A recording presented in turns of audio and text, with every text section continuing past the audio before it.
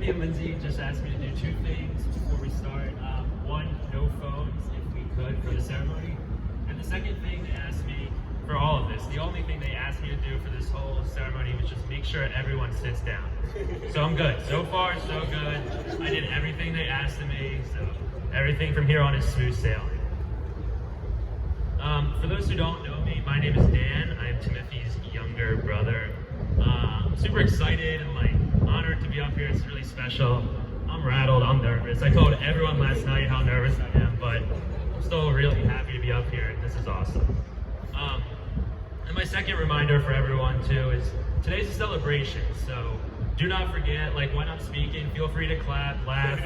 Yeah, you can clap whenever you want, you can laugh. Yeah. We're doing it, right?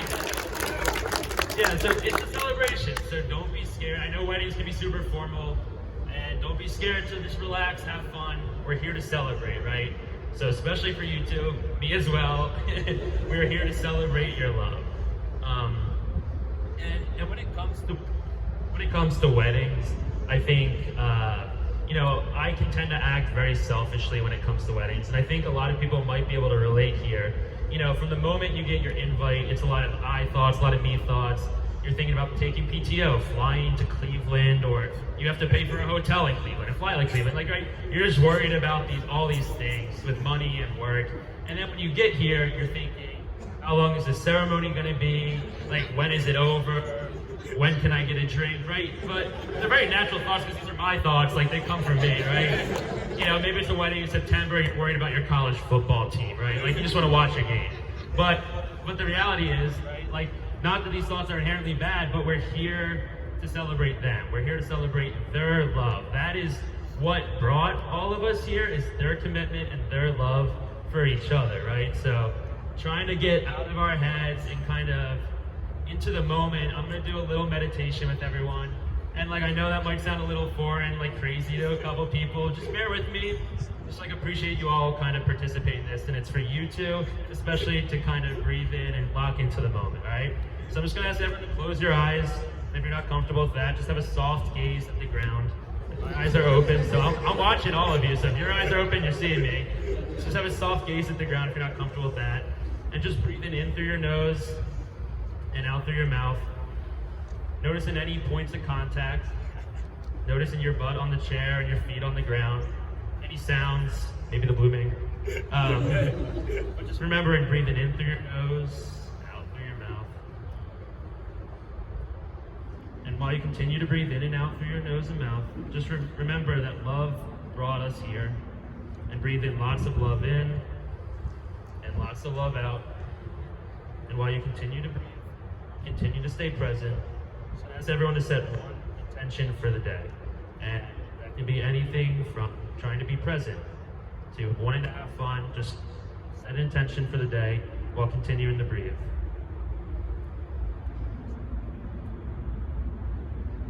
Breathe it in through your nose and out through your mouth. And just coming back to your body here, noticing any points of contact, noticing your butt on the chair, your feet on the ground, and just opening your eyes when you feel comfortable. All right, good. Thanks for doing that. I appreciate that. I know it's probably uncomfortable for some people, but just help bringing us into the moment. I know it's important. And there's an Anthony Bourdain Parts Unknown episode I watched one time. I know Timothy loves Anthony Bourdain, so do I, where he goes to Japan. And in this episode, they talk about a cultural concept in Japan called Ichigo Ichi, basically meaning, roughly translate to, for this time only or once in a lifetime. Basically meaning this moment right here, this day, all of us here will only happen once. So it's a reminder to stay present, to stay in the moment, and enjoy it, and have fun, right? Because we're all here to celebrate. So I just want to thank everyone for coming, and I know not everyone was able to make it to the wedding, so for varying reasons, so just know we are thinking of you for those who were not able to make it, and glad everyone here was able to make it.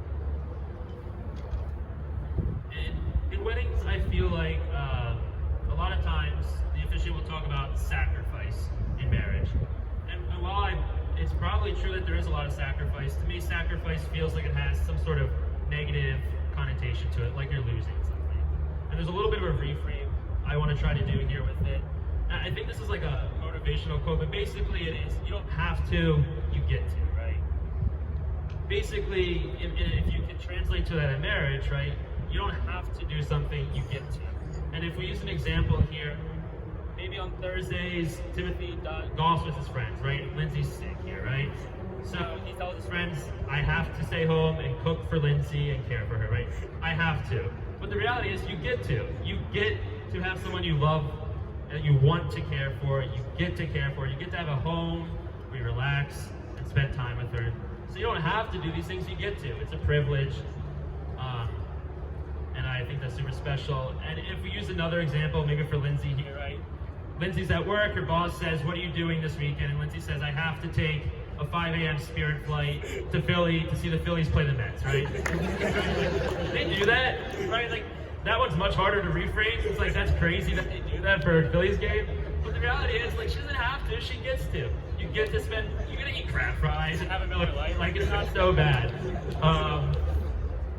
And I think these moments will come up time and time again in very different scenarios in marriages, right? Where you say, I have to do something, but the reality is you get to. It's a privilege and it's an honor. There's a lot of appreciation and gratefulness to be able to do things with someone you care so much about. And that Phillies example, I think, is what makes Timothy and Lindsey so special, right? They love that the other loves something, right? They love and support each other, and no matter what it is. And I think that takes a lot of vulnerability to be able to do that. It takes so much love and support to be able to do that as well. They wear no masks, they don't hide anything, they're just truly themselves, and what they get from that, and they receive from that, is a lot of love and a lot of support on the other side. And it's truly amazing to watch that, and I really admire it. And there is so much love between you two, with all of this support, that your love tends to overflow, right? You have so much love for each other that you're able to give love back. And that's like one of the hardest things to do, and that the only reason you two can give love back is because of how much you love and support each other. And with this overflowing love, they're able to take care of me and others. Can you hear me? Yeah. Enough? Cool. Sorry. With this overflowing love, they're able to take care of me and others, and I'm super grateful for them. And I think a perfect example of this is we were all on vacation together, me, Lindsey, Timothy, my family, my girlfriend Lily, and we were all going to catch a ferry to go to Nantucket or something, and we drove separately for whatever reason, and me and Lily, we got lost and we missed the ferry, right? And we were so rattled, we were so disoriented, and we called Timothy and Lindsey, and they loved and supported us in the moment, and they also got us the last 2 ferry tickets on the next ferry. They're like, don't worry about it, right? They're always looking out, they're always able to love and support others, and it's truly admirable. And I'm super grateful for them, and I'm gonna ask everyone, especially you two. I know I made you guys meditate, but I'm gonna ask everyone to do just think in your head one thing you're grateful for, right? It can be grateful that it's not windy today like it was yesterday. You can be grateful that you're in Florida in February. And I talked to one of Timothy's college buddies, Chim, yesterday, and he just told me he's grateful that he was even invited. So, it can be varying levels. So I'll give everyone to just kind of pause for a second and think what you're grateful for. Awesome. And I'm sorry, Chim. And there's a quote that I want to share here, and it's 1,000 moments I had taken for granted, mostly because I assumed there would be 1,000 more. 1,000 moments I had taken for granted, mostly because I assumed there would be 1,000 more. Right? So it's once again a reminder to be present, to enjoy this moment.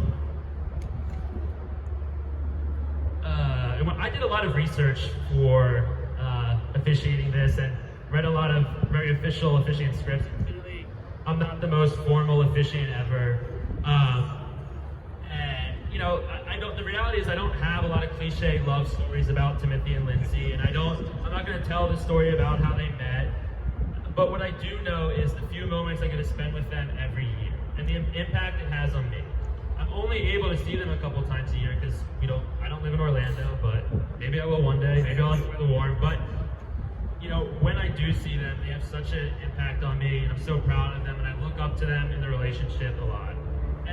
And the reality is, it makes me excited to get older. And for those who know me, I never want to grow up. I have a hard time getting older, and seeing their relationship really, really is special, and it makes me excited to get there. Timothy and Lindsey also did their vows in private, so I will not be doing those today. But now we get a little more into the official stuff. And from the moment you guys met, so many moments have led you right here. There's ups and downs, good days and bad ones, and yet every one of those moments have led to this point. Where is the time to give your consent in marriage? Lindsey, I'll start with you. Lindsey, do you take Timothy to be your husband, your best friend, and love for life? Timothy, do you take Lindsey to be your wife, your best friend, and love for life? I do. Okay, now we've made it to the rings, the final ritual in a wedding. So it's time to make this commitment tangible. And I'm going to bring up fantasy football here, and I know some people very much enjoy this. Once again, when I was reading all of these things about how to officiate a wedding, there's a lot of stuff to talk about the rings, and none of it felt true coming from me.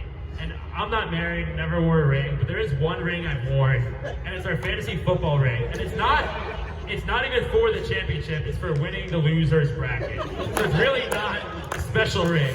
And it's this $25 ring from Amazon that weighs like 20 pounds. But when you wear it, there's a sort of weight to it, right? And you click it around, and I'm sorry for connecting this fantasy football ring to your wedding rings, but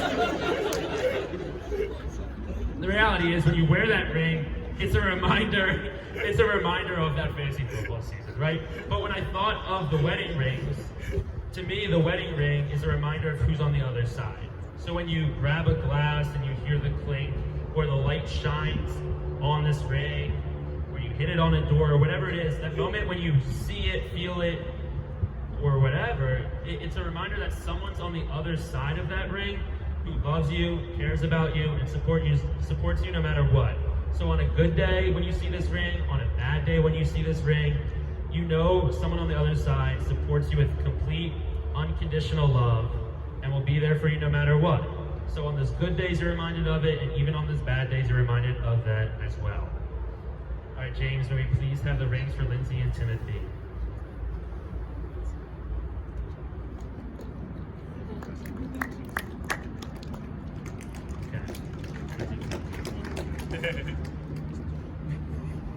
Alright, Lindsey, may this ring be a constant reminder of the promises you made. You can place it on Timothy's finger. I'm going to do that. And then you can repeat after me. I give you this ring as a symbol of our commitment and our connection, and as a reminder of our love. Timothy, may this ring be a constant reminder of the promises you made. You can place it on Lindsey's finger. I give you this ring as a symbol of our commitment and our connection, and a reminder of our love.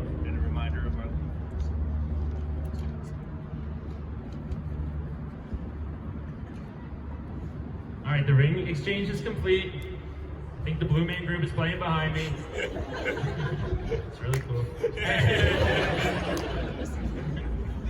You've given your consent in marriage with the witness of your friends and family and the feeling of love that connects us all. You are now joined together in the sacred commitment of marriage.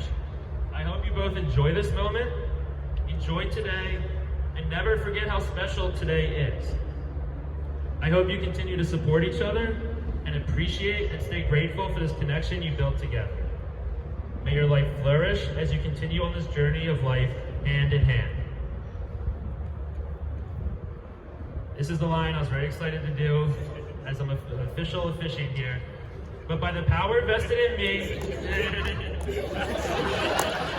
it's awesome, it's awesome. I have the power here. By the power vested in me, by the state of Florida, and by the power of your own commitment, I now pronounce you married. You may kiss.